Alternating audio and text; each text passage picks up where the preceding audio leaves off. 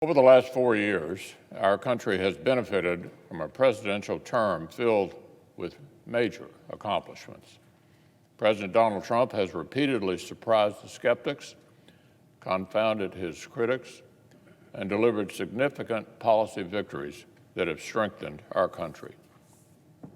Case in point, back in May, when the president set the goal of finding a pandemic-ending vaccine by the end of this year, his timeline was literally dismissed by people who assumed they knew better.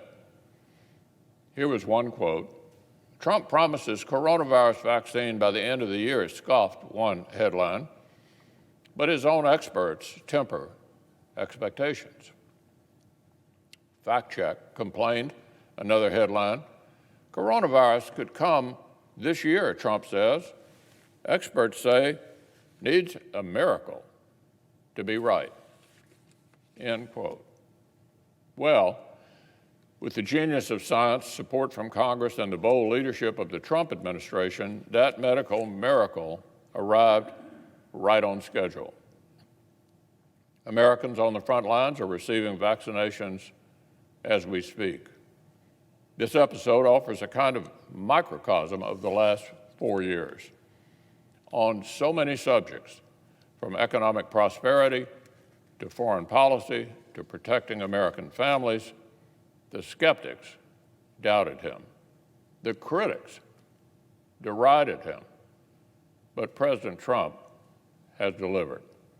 When President Trump ran for office, he promised to help open a new chapter for working families. After 8 years of failed policies that concentrated wealth and optimism among the lucky few, prosperity was going to flow to all kinds of workers in all kinds of communities, he said. And that's exactly what happened. Before this pandemic spread from China and the world had to slam on the brakes, the American people had the best job market in living memory. With help from the policies of President Trump and Republicans in Congress, American workers dynamited the stagnation that experts had said was the new normal. Unemployment hit a 50-year low. Capital markets hit record highs. And this time, all kinds of Americans got to share in the gains.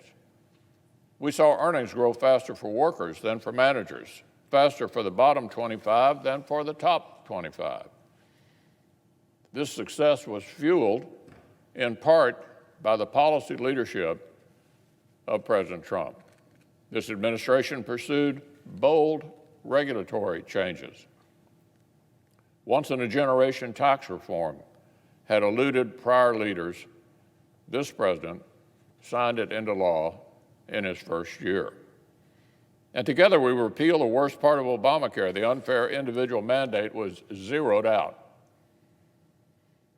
President Trump also took historic steps to strengthen the future of our trade with the world. He secured the historic United States-Mexico-Canada agreement and the bilateral tax treaties with partners in Europe and in Asia. A nation this productive needs plenty of energy to keep it going. Fortunately, President Trump and his administration ended the ideological war on fossil fuels and hit the accelerator on all of the above American energy dominance. In the last 4 years, we surpassed Saudi Arabia in oil production. We saw energy exports exceed energy imports for the first year in almost 70 years. Meanwhile, we saw CO2 emissions fall, along with other harmful pollutants. That energy independence has dramatically strengthened our hand with respect to the rest of the world, particularly the Middle East. So speaking of the Middle East, President Trump wasted little time pulling back from the prior administration's disastrous Iran deal. His team eliminated daylight between us and Israel and repaired our relationships with Arab partners. And he aligned these relationships around our common shared interests, countering threats like radical Islamic terrorists and Iranian aggression. Under President Trump's command, our forces took terrorist leaders like al-Baghdadi and Soleimani off the battlefield.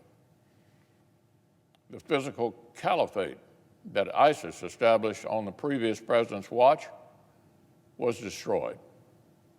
All of this paved the way for the Abraham Accords, the historic normalization of relationships between Israel and the UAE, Bahrain, Sudan, and most recently, Morocco. And the potential is there for more on the horizon. Now, the Middle East isn't the only place where the Trump administration has shored up our footing on the world stage. Our 45th Commander-in-Chief set out to rebuild and modernize our military and to move our foreign policy from a chapter of weakness and apology into a renewed posture of strength. 4 years later, we have a new national defense strategy to compete with and deter adversaries like Russia and China. We have rebuilt the military and invested in new technologies to ensure America keeps our edge in everything from cyber to space to advanced weapon systems. And the President's leadership has not stopped with those who are currently serving. He also signed into law the historic VA Mission Act to ensure our dedication to the men and women in uniform does not end when their tours conclude.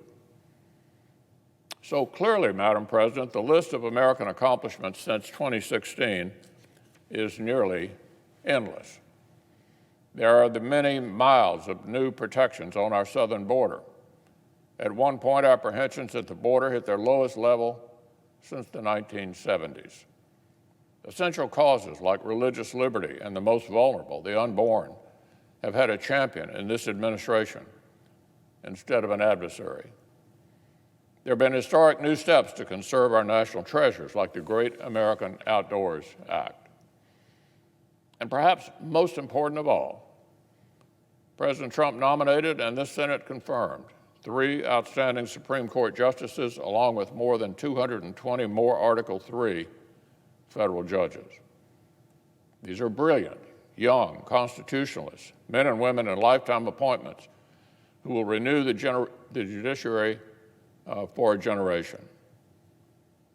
All because President Trump knows we need judges who respect the essential but limited job description the framers wrote for our third branch of government. So as you can see, Madam President, it would take far more than one speech to catalog all the major wins the Trump administration has helped deliver for the American people. The outsider who swore he would shake up Washington and lead our country to new accomplishments, both at home and abroad, proceeded to do exactly that. President Trump and Vice President Mike Pence deserve our thanks and our gratitude for their tireless work and their essential roles in all these victories and in many more. 6 weeks ago, Americans voted in this year's general election. The legal and constitutional processes have continued to play out since then. Yesterday, electors met in all 50 states. So as of this morning, our country has officially a president-elect and a vice president-elect. Many millions of us had hoped the presidential election would yield a different result. But our system of government has processes to determine who will be sworn in on January the 20th. The Electoral College has spoken. So today I want to congratulate President-elect Joe Biden. The President-elect is no stranger to the Senate. He's devoted himself to public service for many years. I also want to congratulate the Vice President-elect, our colleague from California, Senator Harris. Beyond our differences, all Americans can take pride that our nation has a female Vice President-elect for the very first time. I look forward to finishing out the next 36 days strong with President Trump. Our nation needs us to add another bipartisan chapter to this record of achievement.